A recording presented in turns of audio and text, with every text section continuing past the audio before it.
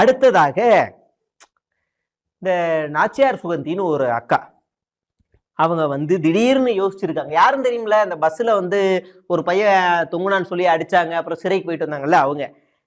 பாவம் இந்த அக்கா. ஒரு பக்கம் நீங்க உமன்ஸ் டே, தைரியமாக இருங்கள் விமன், நீங்க தவறுகள் நடந்தால் தைரியமாக வேல்நாச்சியாரை போல, அஞ்சலை அம்மாளை போல, மலாலா போல நீங்கள் பொங்கி எழ வேண்டும். அதற்காக விஜயண்ணா மட்டுமல்ல, விஜயண்ணாவுடன் நாங்களும் இருக்கிறோம் அப்படின்னு ஃபயர் விட்டுக்கிட்டு இருந்தவங்க, ஏய் நாச்சியார் நீ என்ன, அது வேல்நாச்சியார்ன்ற இந்த நாச்சியார்ன்ற பேரே இவங்கள்ட்ட இருக்கு. வேல்நாச்சியார்ன்ற பேர்ல நாச்சியார்ன்ற பேரே இவங்கள்ட்ட இருக்கு. ஏய் நீ என்ன கஞ்சா அடிக்கிற, அந்த அக்கா என்னைக்கோ போட்ட வீடியோ எல்லாத்தையும் எடுத்து, ஏய் நீ பொறுக்கி, நீ இப்படி, நீ அவன் கேரக்டர்ல அப்படின்னு அந்த அக்காவோட அறிக்கை கீழே போய் கமெண்ட்ஸை பார்த்தீங்கன்னா அந்த அக்கா இனிமேல் அந்த கட்சியில் இருக்கவே கூடாது.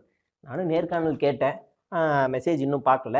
ஒருவேளை இந்த இன்டர்வியூவில் பார்த்தாங்கன்னா நாம் வந்து உடச்சி பேசுவோம் அப்படின்னு அந்த அக்காவை நான் வந்து கூப்பிடுறேன்.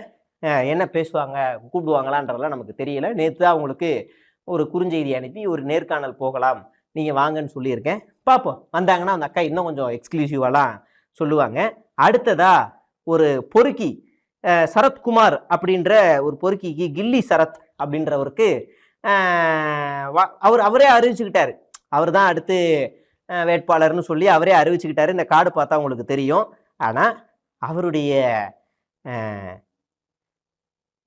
போஸ்ட்டை போய் பார்த்தா அசிங்கமாக இருக்கு. ஆர்த்தி அக்கா ஃபோட்டோ போட்டு, ஆர்த்தி தலை தங்கச்சி என்பதை நாம் ஒத்துக்க தான் வேணும், சைஸில் வச்சு பார்க்கும்போது அப்படியே ஒத்து போகுது. யாரு?